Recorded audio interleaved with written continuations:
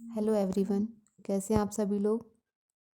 देखिए, आज हम फर्स्ट एंड सेकंड फरवरी के इम्पोर्टेंट करंट अफेयर के क्वेश्चंस करेंगे और क्वेश्चन से रिलेटेड जो एक्स्ट्रा फैक्ट्स हैं, स्टैटिक जीके हैं, वो सब डिस्कस करेंगे। तो चलिए चलते हैं फिर हम अपनी क्लास की तरफ। तो जो भी फर्स्ट और सेकंड फरवरी के इम्पोर्टेंट क्वेश्चंस हैं वो डिस्कस करेंगे, लेकिन उससे पहले हम अपनी लास्ट क्लास के क्वेश्चंस का रिवीजन करेंगे। तो देखिए, हमारी लास्ट क्लास के क्वेश्चंस क्या थे जो हमने डिस्कस किए थे। हमारा फर्स्ट क्वेश्चन है, हाल ही में वैश्विक आर्थिक संभावना रिपोर्ट किसने जारी की है? तो ये की है वर्ल्ड बैंक ने। नेक्स्ट है, गणतंत्र दिवस पर सर्वश्रेष्ठ झांकी का अवार्ड किस राज्य को दिया गया है? उत्तर प्रदेश को। नेक्स्ट क्वेश्चन है, वर्ष 2024 में कितने लोगों को कीर्ति चक्र प्रदान किया गया है? तो वो 6 लोगों को कीर्ति चक्र प्रदान किया गया है। हाल ही में सनातन शिरोमणि की उपाधि से किसे सम्मानित किया गया है? नरेंद्र मोदी जी को। ऑस्ट्रेलियाई ओपन के पुरुष सिंगल्स में किसने अपना पहला ग्रैंड स्लैम जीता है? तो ये जीता है जैनिक सिनर ने, जो इटली के हैं। नेक्स्ट क्वेश्चन है, ऑस्ट्रेलियाई ओपन 2024 में किसने महिला सिंगल्स का खिताब अपने नाम किया है? तो ये किया है आर्यना सबलेका ने, जो बेलारूस की हैं। देखिए, नेक्स्ट क्वेश्चन है, भारतीय सेना ने पहले संयुक्त सेना अभ्यास सदा तंसीक किसके साथ प्रारंभ करने जा रही है? तो ये जा रही है सऊदी अरब के साथ। भारतीय सेना संयुक्त अभ्यास सऊदी अरब के साथ करने जा रही है, जो है सदा तंसीक। बीटिंग द रिट्रीट प्रत्येक वर्ष किस स्थान पर आयोजित की जाती है? तो ये की जाती है विजय चौक, न्यू दिल्ली में। टाटा ने भारत की पहली प्राइवेट हेलीकॉप्टर असेंबली लाइन स्थापित करने के लिए किसके साथ समझौता किया है? तो ये किया है एयर बस के साथ। सांबर महोत्सव कहाँ आयोजित किया जाता है? राजस्थान में आयोजित किया जाता है। ये थे हमारी लास्ट क्लास के इम्पोर्टेंट क्वेश्चंस जो हमने रिवीजन क्वेश्चंस किए हैं। तो आप लोग पहले चैनल को लाइक कर लीजिए, सब्सक्राइब कर लीजिए और शेयर कर दीजिए, ताकि आपके फ्रेंड्स को भी इम्पोर्टेंट क्वेश्चंस मिलते रहें। तो चलिए फिर चलते हैं आज के इम्पोर्टेंट क्वेश्चंस की तरफ। देखिए, आज है फर्स्ट एंड सेकंड फरवरी के क्वेश्चंस जो हम डिस्कस करेंगे। देखिए, हमारा फर्स्ट क्वेश्चन क्या है, recently with whom has India signed the world first agreement for the supply of green ammonia? Bharat ने दुनिया का पहला ग्रीन अमोनिया की आपूर्ति के लिए समझौता किसके साथ किया है? बताइए, दुनिया का पहला जो ग्रीन अमोनिया के साथ आपूर्ति का समझौता हुआ है वो भारत ने किस देश के साथ किया है? हमारे ऑप्शंस हैं, option A Germany, option B Japan and option C Philippines and option D Russia. बताइए, कौन सा देश है जिसके साथ भारत ने पहला ग्रीन अमोनिया के लिए आपूर्ति समझौता किया है? तो देखिए, इसका आंसर होगा ऑप्शन बी जापान। भारत ने जापान के साथ पहला ग्रीन अमोनिया आपूर्ति के लिए समझौता किया है। अब देखिए, क्या एक्स्ट्रा फैक्ट है इस क्वेश्चन के। भारत की नवीनीकरणीय ऊर्जा कंपनी ACME ग्रुप ने हरित अमोनिया की आपूर्ति के लिए जापान की एक कंपनी है IHI कॉरपोरेशन, जिसके साथ समझौता किया है। अब देखिए, जापान की राजधानी टोक्यो है, जापान की मुद्रा जापानी येन है और यहाँ के जो प्रधानमंत्री हैं वो हैं फूमियो किशिदा। चलिए चलते हैं नेक्स्ट क्वेश्चन की तरफ। क्वेश्चन नंबर 2, देखिए, recently who has been honoured with the prestigious freedom of city of London award? हाल ही में किसे प्रतिष्ठित freedom of city of London पुरस्कार से सम्मानित किया गया है? तो बताइए, किसे किया गया है? हमारे ऑप्शंस हैं, option A Karpoori Thakur, option B Ajit Mishra and option C BR Kamboj and option D Ranjan Gogoi. बताइए, कौन है जिन्हें freedom of city of London पुरस्कार से सम्मानित किया गया है? बताइए, कौन है जिन्हें freedom of city of London पुरस्कार से सम्मानित किया गया है? तो देखिए, इस क्वेश्चन का आंसर होगा ऑप्शन बी अजीत मिश्रा जी, जिन्हें freedom of city London award से सम्मानित किया गया है। देखिए, इस क्वेश्चन के एक्स्ट्रा फैक्ट क्या हैं। हाल ही में ब्रिटेन में भारत में जन्मे प्रतिष्ठित वकील अजीत मिश्रा को कानूनी और सार्वजनिक जीवन में उनके उल्लेखनीय योगदान के लिए प्रतिष्ठित freedom of the city of London award से सम्मानित किया गया है। UK इंडिया लीगल पार्टनरशिप के जो संस्थापक हैं और अध्यक्ष हैं अजीत मिश्रा जी। एक दोहरे योग्य वकील और नाइट्स में कॉरपोरेट पार्टनर हैं जो भारत और यूके के बीच एक M&A और वाणिज्य लेन देन की सुविधा में 2 दशकों से अधिक का अनुभव का दावा करते हैं। ठीक है, तो अजीत जो मिश्रा जी है ना, इन्हें freedom of the London city award से सम्मानित किया गया है। चलिए नेक्स्ट क्वेश्चन की तरफ चलते हैं। हमारा क्वेश्चन नंबर 3 क्या है, देखिए। Where was the 84th all India proceeding officers conference held recently. बताइए 84वां अखिल भारतीय पीठासीन अधिकारी सम्मेलन कहाँ आयोजित हुआ है। तो ये देखिए ऑप्शन है हमारे पास। Option A Delhi, option B Hyderabad, and option C Mumbai, and option D Nashik. बताइए वो कौन सा राज्य है जहाँ पर, या कौन सी सिटी है वो जहाँ पर ये 84वां अखिल भारतीय पीठासीन अधिकारी सम्मेलन हुआ है। तो देखिए इसका आंसर होगा ऑप्शन सी मुंबई में।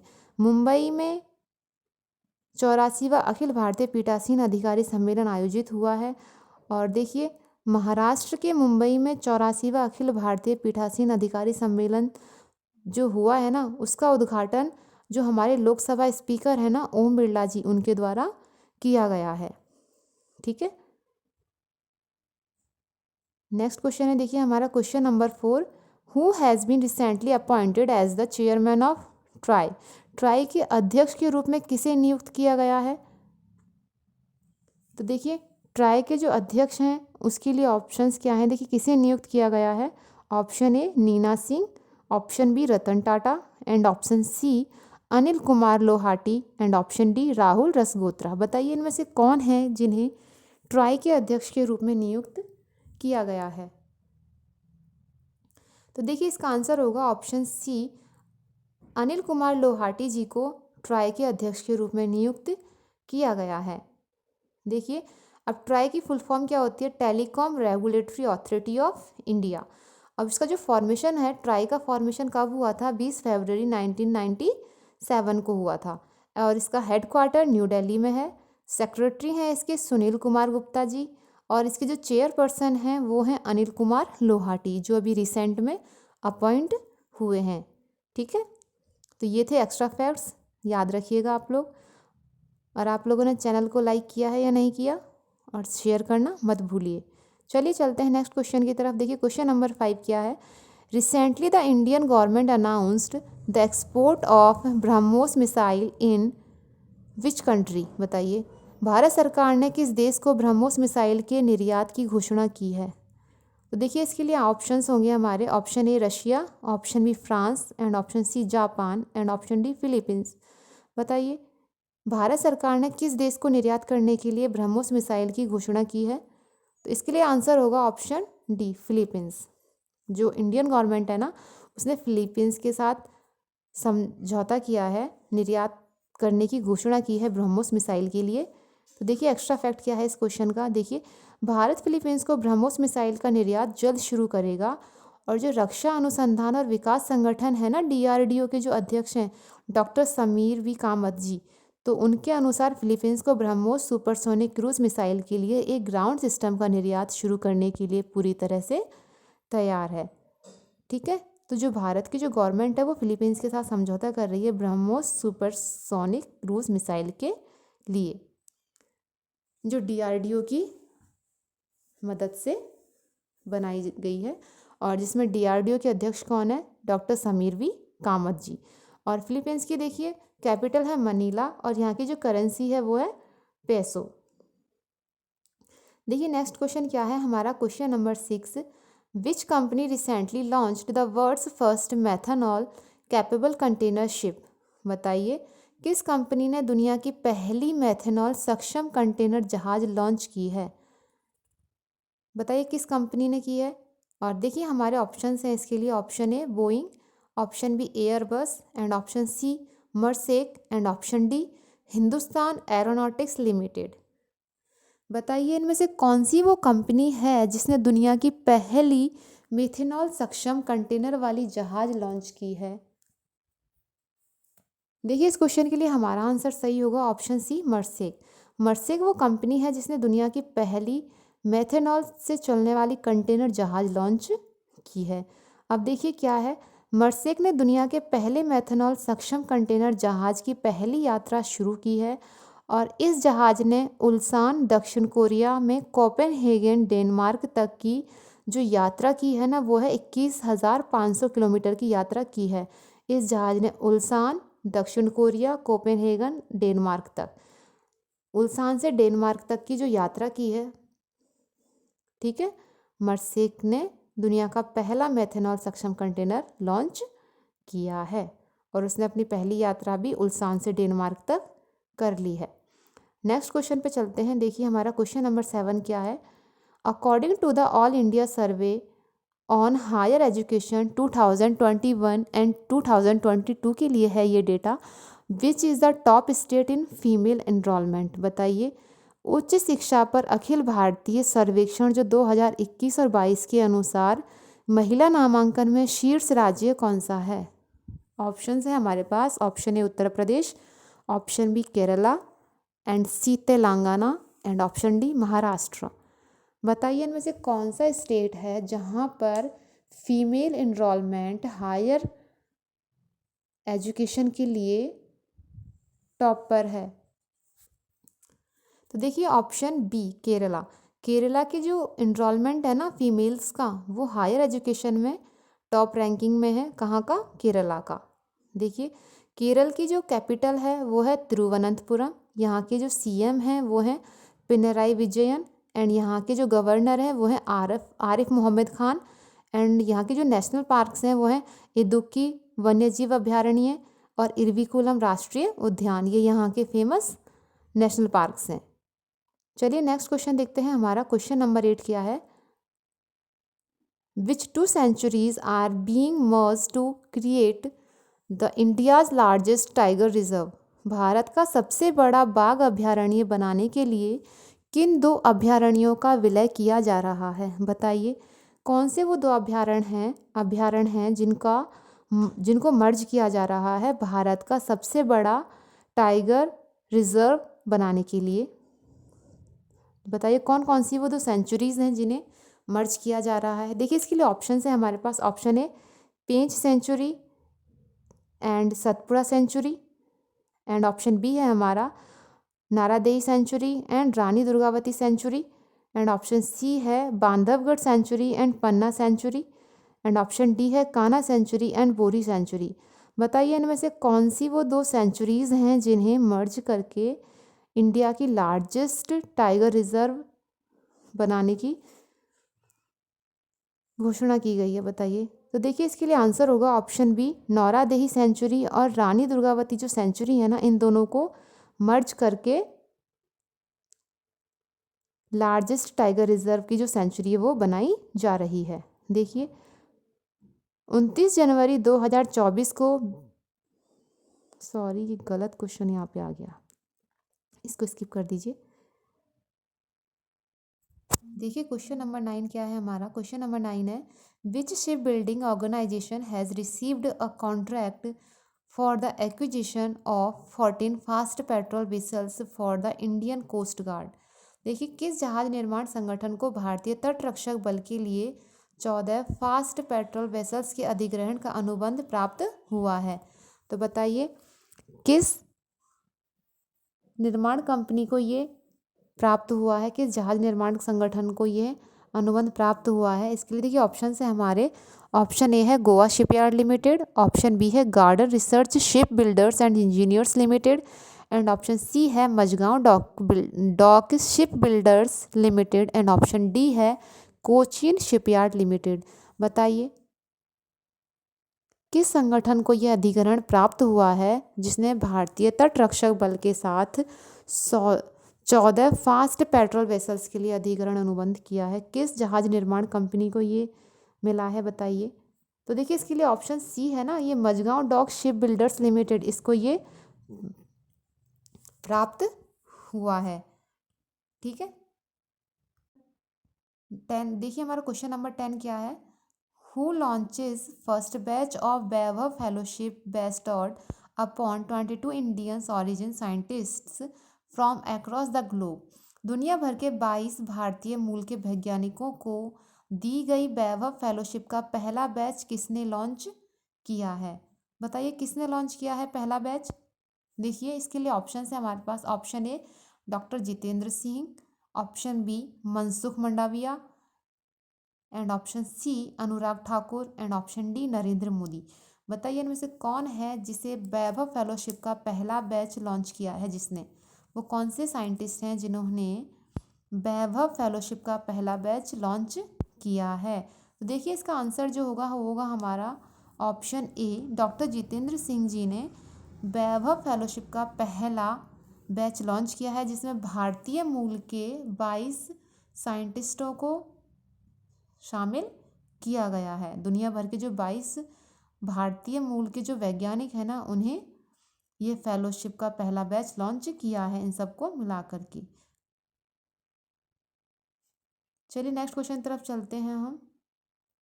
देखिए हमारा क्वेश्चन नंबर 11 क्या है? District court of Varanasi allowed the Hindu side to worship in the basement inside which mosque complex.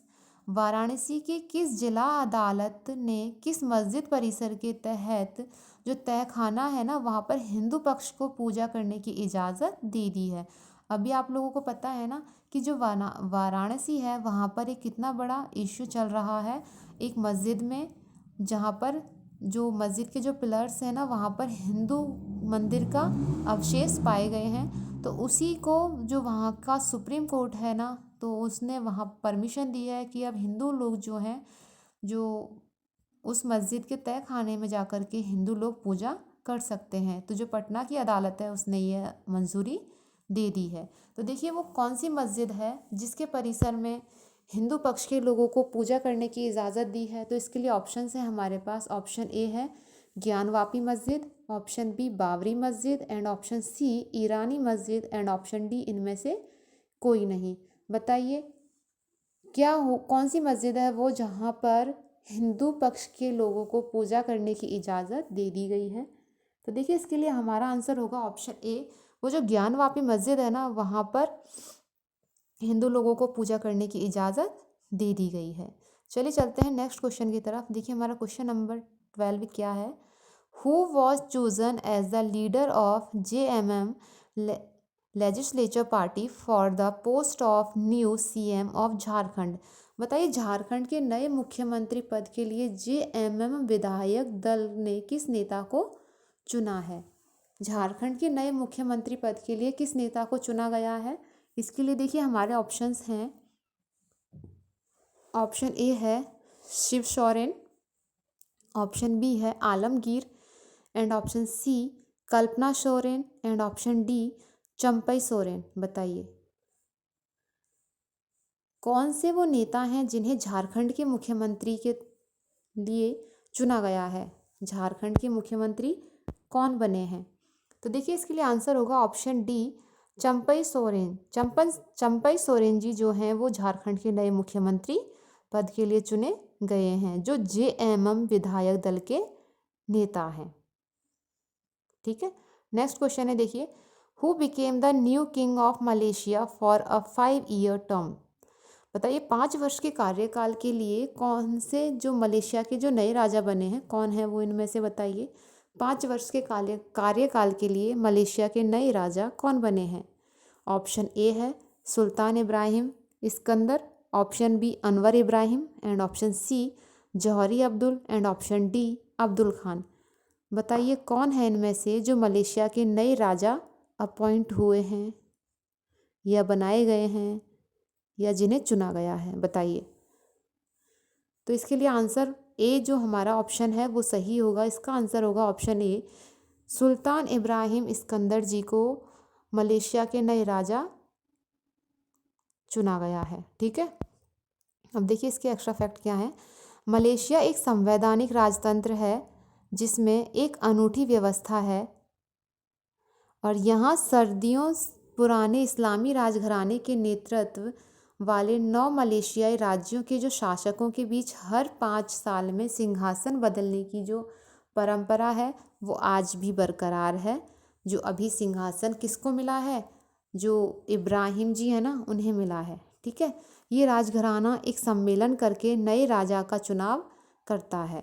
ये सदियों से चली आ रही एक पुरानी परंपरा है जिसे इस राजघराने ने आज भी बरकरार रखा हुआ है। तो ठीक है, ये थे आज के इम्पोर्टेंट क्वेश्चंस, जो था 1 और 2 फरवरी का इम्पोर्टेंट करंट अफेयर। तो आप लोग इम्पोर्टेंट क्वेश्चंस के लिए चैनल को सब्सक्राइब कर लीजिए, और नहीं और अपने फ्रेंड्स को इम्पोर्टेंट क्वेश्चंस मिल सके उनको भी, इसलिए शेयर कीजिए, चैनल को लाइक कीजिए, सब्सक्राइब कीजिए, और क्लास में ऐसे ही बने रहिए। तो चलिए चलते हैं फिर हम। आज की क्लास में इतना ही। कल आपके साथ हम नए क्वेश्चंस के साथ फिर से मिलेंगे। Thanks for watching. Please like, share and subscribe.